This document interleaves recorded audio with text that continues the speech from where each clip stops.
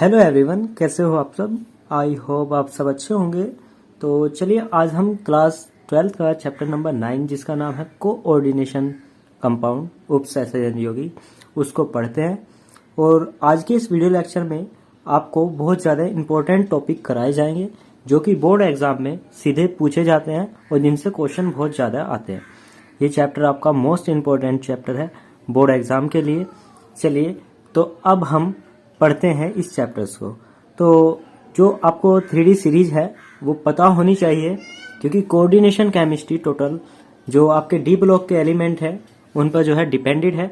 तो सबसे पहले मैं आपको 3D सीरीज के एलिमेंट्स और उनके इलेक्ट्रॉनिक कॉन्फ़िगरेशन के बारे में यहाँ पे बताऊंगा, और उनमें क्या क्या एक्सेप्शंस हैं और अपवाद जो है उनके बारे में भी मैं आपको यहाँ पे डिस्कस कराऊंगा। तो यहाँ पे देखो, जो 3D सीरीज है वो मेरे पास पीरियोडिक टेबल है। इस पीरियोडिक टेबल को देखो, इसमें यहाँ पे स्कैंडियम टाइटेनियम जो हमारी 3D सीरीज थी, scandium titanium vanadium chromium manganese iron cobalt nickel copper zinc, ठीक है। 21 to 30 तक ये हमारे जो 10 एलिमेंट होते हैं। और इनको याद करने की भी एक शॉर्ट ट्रिक है, उससे कहते हैं हम इसको याद कि सचिन तेरे वाली कार में फिर कोई नहीं कोई जाएगा, ठीक है, जेड से जाएगा। तो इस तरीके से हम इसको याद भी कर सकते हैं।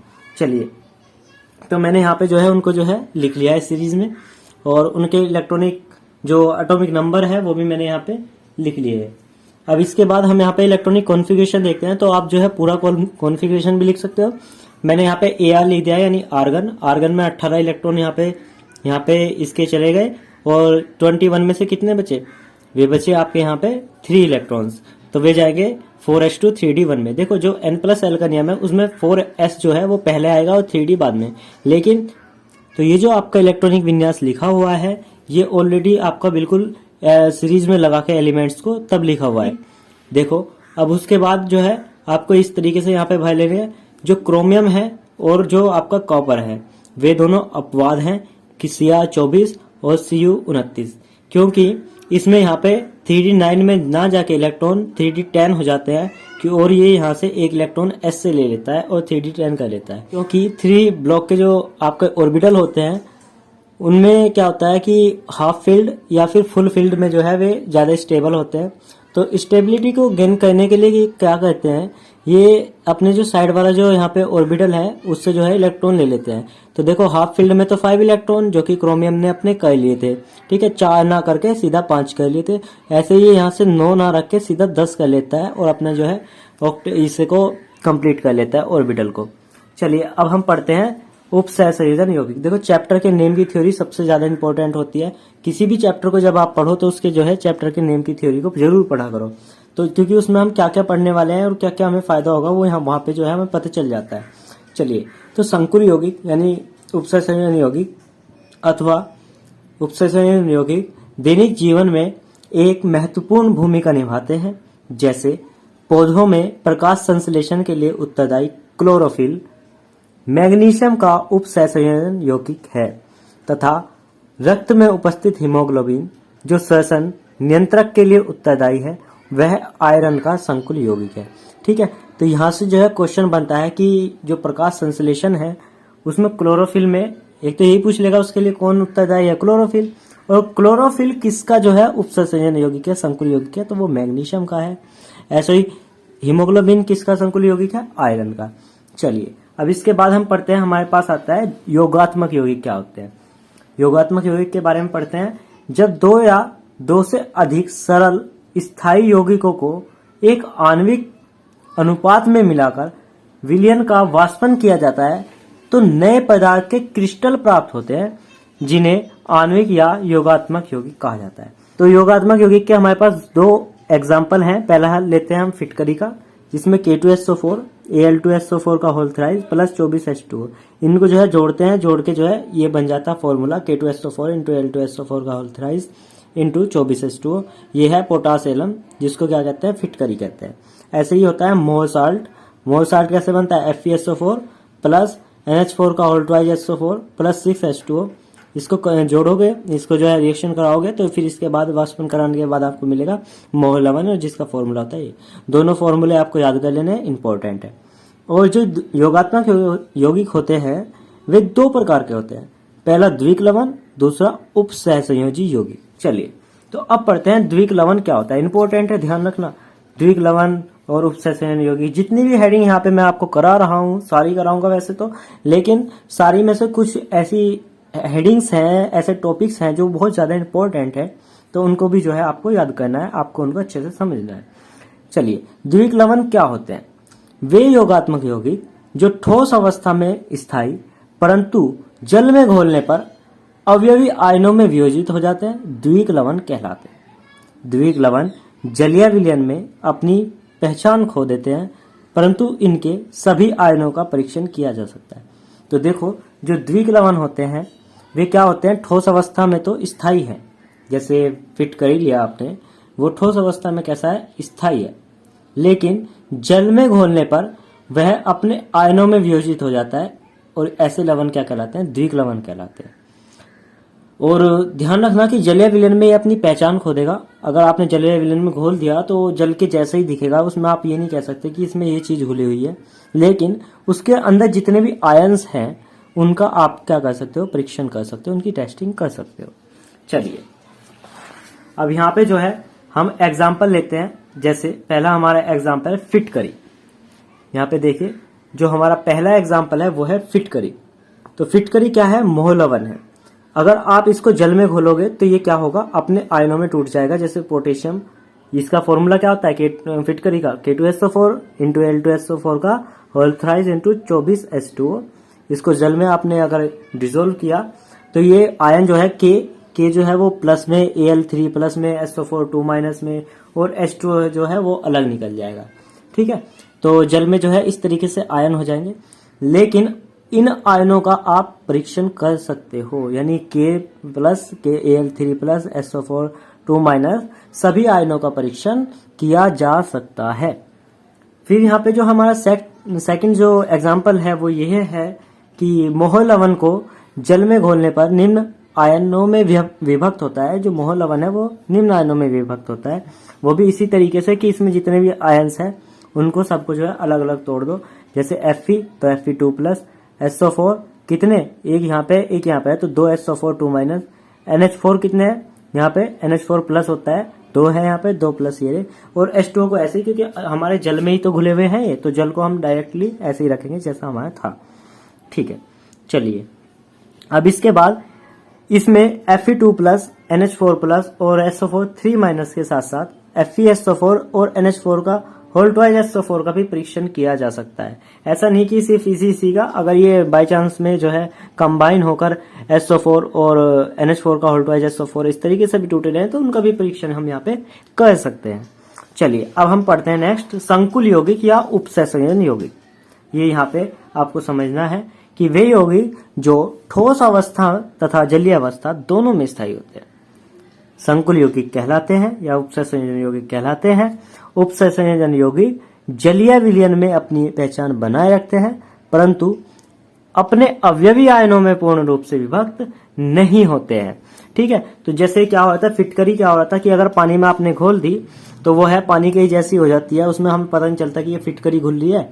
या अगर एक गिलास में घोल के जो है किसी को दिखाए कि इसमें क्या घुला हुआ है तो वो बता नहीं सकता कि इसमें फिटकरी है। ठीक है, लेकिन अगर हम टेस्टिंग करते हैं तो हमें पता चल जाता है कि इसमें एल्यूमिनियम है, ठीक है, इसमें SO4 है, सल्फेट है, पोटेशियम है, तो उससे तो हमें पता चल जाता है, लेकिन उसका पता नहीं चलता, ठीक है, कि ये क्या है। लेकिन जो संकुल यौगिक है अगर वो रेड कलर का है तो वो जल में घुलने के बाद भी रेड कलर का ही रहेगा। ठीक है, तो ये अपनी जो है पहचान बनाए रखते हैं। ठीक है, पहचान बनाए रखते हैं परंतु पूर्ण रूप से नहीं विभक्त होते। जैसे यहाँ पे आपने देखा कि मोह लवण जो था वो सब जो है अलग अलग आयनों में टूट गए थे, ये इस तरीके से आयनों में नहीं टूटने वाले।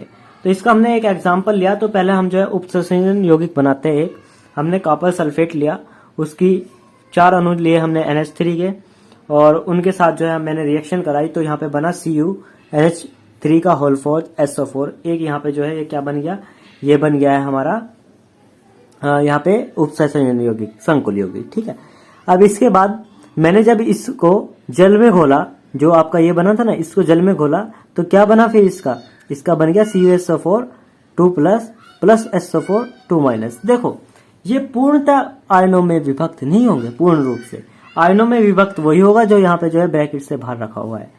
इसमें आप सोचने लगो कि आप ना तो यहाँ पे Cu2+ का यहाँ पे परीक्षण कर सकते और ना ही आप NH3 का, क्योंकि जो ब्रैकेट के अंदर है वो आयनों में नहीं टूटा।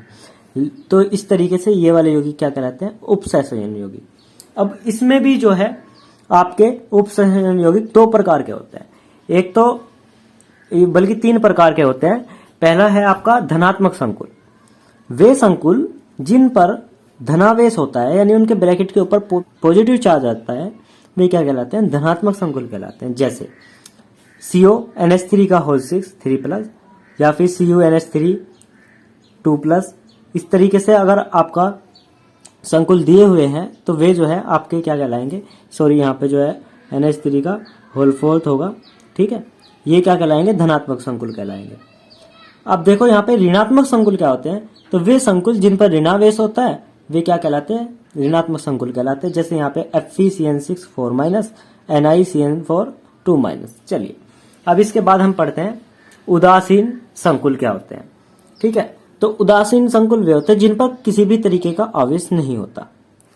क्या कहा मैंने? कि किसी भी तरीके का आवेश नहीं होता, वे क्या कहलाते हैं? उदासीन संकुल कहलाते हैं। देखो तो कौन कौन से? जैसे NiCO4, इस पर भी कोई आवेश नहीं होता क्योंकि जो CO है उसकी जो आपकी ऑक्सीडेशन नंबर है वो आपका 0 है। तो यहाँ पे CO + 4 गुना 0 X + 4 गुना 0 बराबर 0, तो = 0, यानी कोई भी आवेश नहीं आया। और ऐसे ही FeCO5 पे कोई भी आवेश नहीं होता इस संकुल पे, तो ये क्या कहलाया? उदासीन संकुल कहलाता है। अब यहाँ पे हमारे है ये शब्द इंपॉर्टेंट है, ध्यान रखना, क्योंकि इसी से आगे जो है कोऑर्डिनेशन केमिस्ट्री में सारा जो बेस है ना ABCD वो यही है। चलिए तो हम पढ़ते हैं अब जा उपसंयोजन यौगिक में प्रयुक्त शब्द। कौन कौन से शब्द हम प्रयुक्त करते हैं? पहला है समन्वय मंडल या संकुल आयन या उपसंयोजन मंडल आयन, ठीक है। कितने नाम है? समन्वय मंडल कह लो, संकुल आयन कह लो, उपसंयोजन आयन कह लो, मंडल कह लो, ये सब बोलते हैं।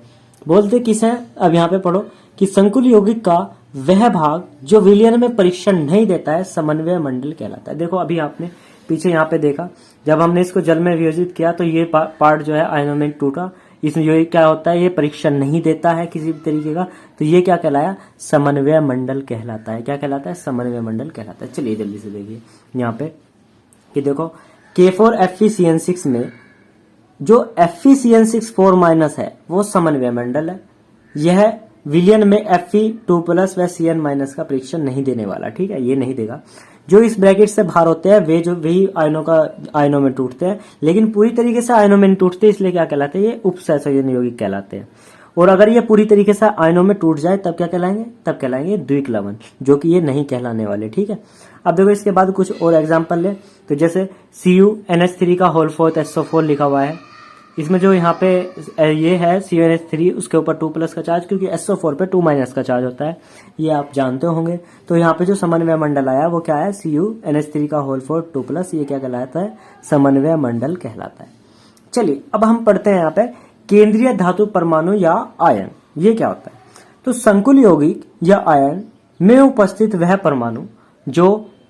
परमाणु या आयन जो अपनी सामान्य संयोजकता नियमों के विरुद्ध अनेक अणु या आयनों से बंध बनाता है, केंद्रीय धातु परमाणु या आयन कहलाता है। मोस्ट इंपोर्टेंट है कि केंद्रीय धातु परमाणु आयन क्या होता है, परमाणु या आयन क्या होता है। तो ये क्या है कि ये अपने सामान्य संयोजकता नियम के विरुद्ध, जितने आप मान लो कि अगर Fe है वो उसकी मान लो कि 4 बनाने की जो है उपसंयोजन संख्या, यानी 4 बॉन्ड बना सकता है, लेकिन बनाता वो 6 है।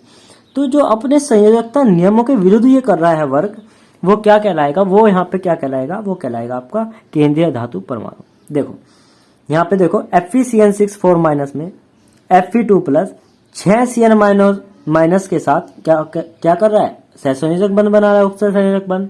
अतः Fe2+ यहाँ पे केंद्रीय धातु परमाणु या आयन है। चलिए अब यहाँ पे आपको पता चल गया कि ब्रैकेट के अंदर जो ये रखा हुआ है ये क्या कहलाएगा? केंद्रीय धातु परमाणु या आयन। अब लिगैंड की बात करते हैं कि लिगैंड क्या होता है। लिगैंड तो देखो वे परमाणु, अणु या आयन जो संकुल यौगिक में केंद्रीय धातु परमाणु या आयन को इलेक्ट्रॉन युग्म प्रदान करते हैं। उपसंयोजन बंध बनाते हैं, प्रदान करके उपसंयोजक बंध बनाते हैं, क्या कहलाते हैं? लिगैंड कहलाते हैं। एक बार फिर से समझ लीजिएगा कि वे परमाणु या आयन जो संकुल यौगिक में केंद्रीय धातु परमाणु या आयन को इलेक्ट्रॉन युग्म प्रदान करके उपसंयोजक बंध बनाते हैं, वे क्या कहलाते हैं? लिगैंड कहलाते हैं। जैसा आप यहाँ पे समझ लो कि देखो यहाँ पे क्या हो रहा है, Cn इसको इलेक्ट्रॉन दे रहा है Fe को और इसके साथ जो है कोऑर्डिनेशन बॉन्ड बना रहा है, उपसंयोजक बंध बना रहा है, तो ये क्या कहलाता है? ये लिगैंड कहलाता है। Cn यहाँ पे क्या है? लिगैंड है। चलो, सामान्यतः लिगैंड NH3H2O के समान ध्रुवीय हो सकते हैं या फिर Cl- OH- Cl- के तरीके से ऋणात्मक हो सकते हैं, ठीक है, ऋणायन हो सकते हैं, अर्थात इनके पास कम से कम एक एकाकी इलेक्ट्रॉन युग्म होना चाहिए। मतलब कि या तो वे इस तरीके से होने चाहिए जैसे NH3 इसके पास लोन पेयर है, H2 है, ऑक्सीजन के पास इसके पास लोन पेयर है, या फिर Cl- यानी इसके पास लोन पेयर है, तो यानी एकाकी इलेक्ट्रॉन युग्म लोन पेयर होना चाहिए, वही लिगैंड कहलाएगा। ठीक है, पॉजिटिव वाला नहीं कहलाएगा, वे कहलाएंगे सिर्फ जिनके पास लोन पेयर है या फिर निगेटिव चार्ज है। ठीक है, चलिए अब दाता परमाणुओं के आधार पर लिगैंड को जो है हमने जो है फिर फर्दर इनको क्या किया, हमने डिवाइड किया, इसको एक्सप्लेन करते हैं। अच्छा, क्लासिफिकेशन है हमारा ये। चलो सबसे पहले पढ़ते हैं हम एक दंतुक लिगैंड या फिर जिसको मोनोडेंटेड लिगैंड कहते हैं। तो समझिए इसको कि लिगैंड, जब लिगैंड में केवल एक दाता परमाणु होता है जो केंद्रीय धातु परमाणु अथवा आयन के साथ एक उपसंयोजक बंध बनाता है, एक दंतुक लिगैंड कहलाता है। जैसे आपने देखा होगा कि मैंने जो हमने एग्जांपल लिया था CuNH3 का होल 4 2+ का जो हमारा आयन था, उसमें जो था NH3 था, तो यहाँ पे जो NH3 है उसमें केवल जो है नाइट्रोजन पार्टिसिपेट करता है क्योंकि इसके पास लोन पेयर है। ऐसे ही H2O में ऑक्सीजन करता है, यहाँ पे Cl जो O- है उसमें जो है ऑक्सीजन करता है, Br है माइनस, Br- करता है। मतलब एक साइड से केवल एक ही जो है वो क्या करता है, इसको लिगैंड को जो है यहाँ पे क्या कर रहा है, ये बॉन्ड बना रहा है केंद्रीय धातु परमाणु के साथ, तो क्या कहलाएगा? एक दंतुक लिगैंड कहलाएगा। फिर इसके बाद हम सेकंड पढ़ते हैं द्विदंतुक लिगैंड। जब लिगैंड में दो दाता परमाणु हो तो यह केंद्रीय धातु परमाणु या आयन के साथ दो उपसंयोजक बंध बना सकता है या बंध द्वारा जुड़ सकता है, तो इन लिगैंड को द्विदंतुक लिगैंड कहते हैं। जैसे एथिलीन डाइएमीन, इसका फॉर्मूला होता है CH2NH2 CH2NH2। तो देखो यहाँ पे एक ये रहा, एक ये रहा, ये दो जो है दोनों के दोनों जो है किसी भी उससे जाके क्या कर सकते हैं, यहाँ पे मान लिया यहाँ पे X जो हमारा केंद्रीय धातु परमाणु है उसके साथ दोनों के दोनों क्या कर सकते हैं, दो बॉन्ड बना सकते हैं, तो ये क्या कहलाएगा? द्विदंतुक लिगैंड कहलाएगा। ऐसे ही ऑक्सीलेटो, ध्यान रखना जब हम कोऑर्डिनेशन नंबर पढ़ेंगे इन चीजों की बहुत जरूरत पड़ेगी। तो ऑक्सीलेटो जो है वो उसका होता है CO- का होल ट्वाइस। ठीक है, तो देखो यहाँ पे भी ऑक्सीजन माइनस, यहाँ पे भी ऑक्सीजन माइनस। ठीक है, तो ये भी जो है दो बॉन्ड बना सकता है किसी भी केंद्रीय धातु परमाणु के साथ। फिर ग्लाइसिनेटो, जिसको हम जो है GLY से लिख देते हैं, उसमें क्या होता है CH2, एक साइड उसके COO- होता है और एक साइड NH2 होता है, एमीन ग्रुप होता है। तो देखो इधर की साइड से भी बॉन्ड बना सकता है और इधर की साइड से भी, तो ये क्या कहलाया? द्विदंतुक लिगैंड कहलाया। अब हम इसके बाद एग्जांपल पढ़ते हैं त्रिदंतुक लिगैंड। ऐसे त्रिदंतुक है कि अगर तीन बॉन्ड बनाने वाली क्षमता हो उसमें, यानी तीन ऐसे एटम हो उसमें, परमाणु हो जो केंद्रीय धातु परमाणु के साथ क्या बना सके, बंध बना सके, तो वो क्या कहलाएगा? वो कहलाएगा त्रिदंतुक लिगैंड। तो ठीक है, यहाँ पे जैसे एग्जांपल हम समझे तो एथिलीन ट्राइएमीन, एथिलीन ट्राइएमीन, और इसका जो एग्जांपल है इसमें क्या होगा कि तीन जो है एमीन ग्रुप रहेंगे। ठीक है, ट्राइएमीन है तो NH2 NH2 NH2 और उनके बीच में CH2 CH2 से जो है चैन पूरी रहेगी, यानी ये इस वाले N से, इस वाले N से और इस वाले N से क्या कर सकते हैं, तीनों एक साथ बॉन्ड बना सकते हैं। किससे? केंद्रीय धातु परमाणु से। तो ये क्या है? ये त्रिदंतुक लिगैंड है।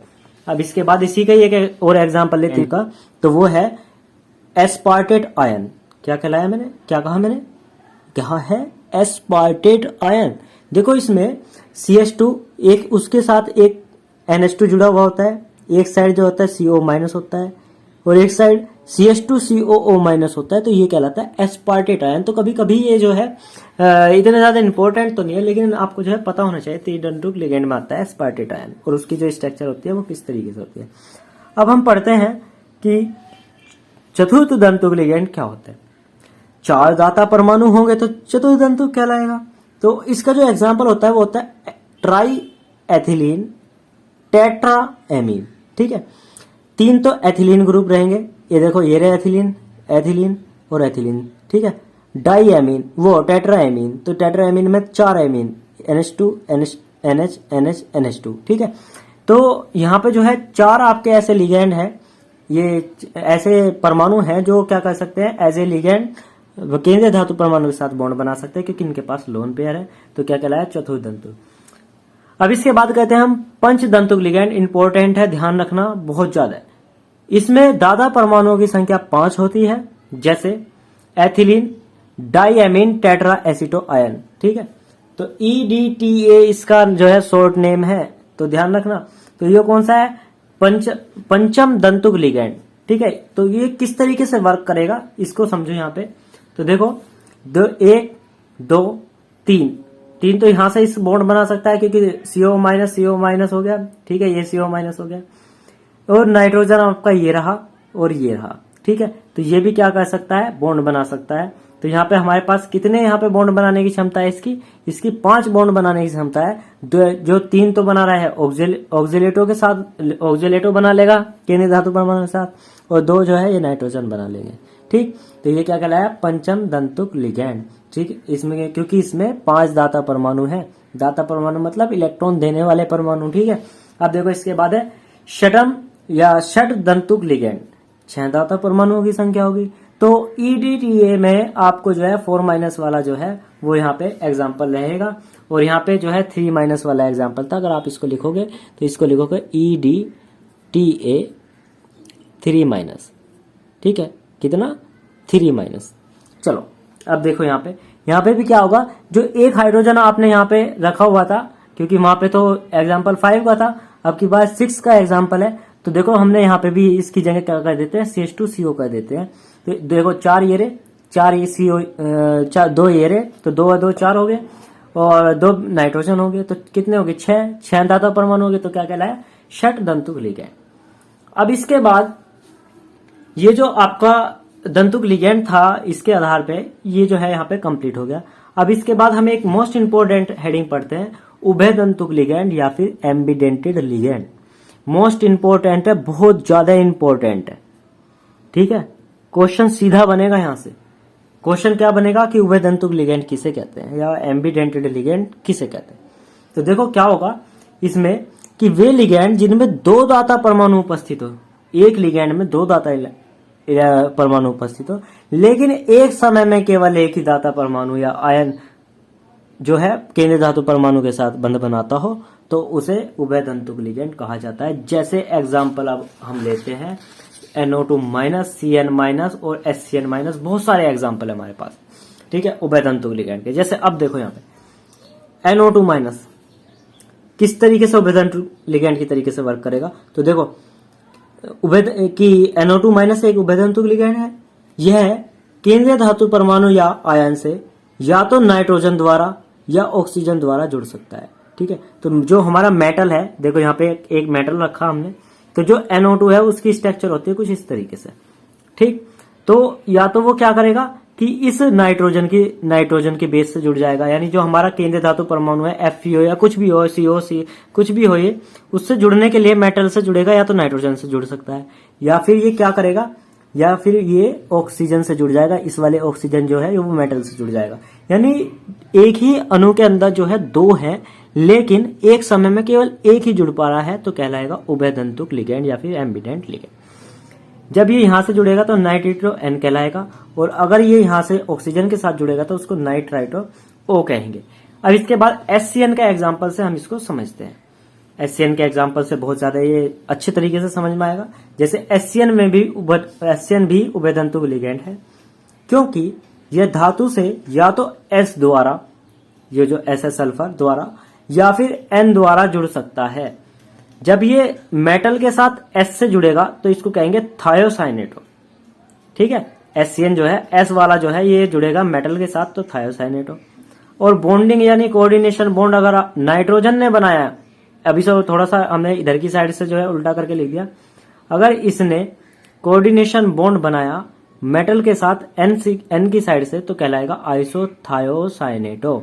ठीक है। इसी की तरीके से एक एग्जाम्पल है हमारे पास Cn-, किसका एग्जाम्पल है? Cn- का। बहुत इंपॉर्टेंट है, ध्यान रखना, पता होना चाहिए इन चीजों के बारे में। छोटी छोटी सी चीजें अगर आपको नहीं पता होती तो फिर चैप्टर का बेस जो आपका कमजोर रहता है। देखो, जो मेटल है उससे अगर C जुड़ा, कार्बन अगर जुड़ेगा तो कहलाएगा साइनो। अगर इससे मेटल के साथ नाइट्रोजन जुड़ा Cn का तो तब कहलाएगा आइसोसाइनो। ठीक, ये हो गया। अब इसके बाद हम जो है यहाँ पे पढ़ते हैं नेक्स्ट तीसरी हेडिंग हमारी। दूसरी हेडिंग थी हमारी जो थी वो थी ये उभयतंतुक लिगैंड। अब तीसरी हेडिंग है हमारे पास सेतु लिगैंड या फिर ब्रिज लिगैंड। बहुत ज्यादा क्वेश्चन पूछे जाने वाला क्वेश्चन ये। चलिए अब इसको जो है हम समझते हैं। तो यहाँ पे हम पढ़ेंगे कि वे लिगैंड जो एक से अधिक धातु आयनों को एक साथ बांधे रखते हैं उसे सेतु लिगैंड कहते हैं। जैसे OH, Cl-, NH2- एक दंतुक तथा सेतु लिगैंड दोनों का कार्य करते हैं। तो जो OH है, NH2 है, Cl- है, ये एक दंतुक लिगैंड तो है, साथ साथ इन्हें एक नाम और दिया गया, वो कहा गया सेतु लिगैंड। क्यों है सेतु लिगैंड? तो ये क्या कर सकते हैं? तो जो NH2 है, मान लो ये हमारे पास जो है डाइएमीन है, कोबाल्ट डाइएमीन जो है हमारे पास, यहाँ पे एक एग्जांपल है। तो देखो इसको, COEN का होल ट्वाइस और COEN का होल ट्वाइस, ये संकुल है। ठीक, इसको आपस में जोड़ने के लिए, ठीक है, तो नाइट्रोजन जो NH2 ग्रुप है एमीन, वो इससे भी जुड़ जाएगा और इससे भी जुड़ जाएगा। ऐसे ही OH इससे भी जुड़ जाएगा, इससे भी जुड़ जाएगा।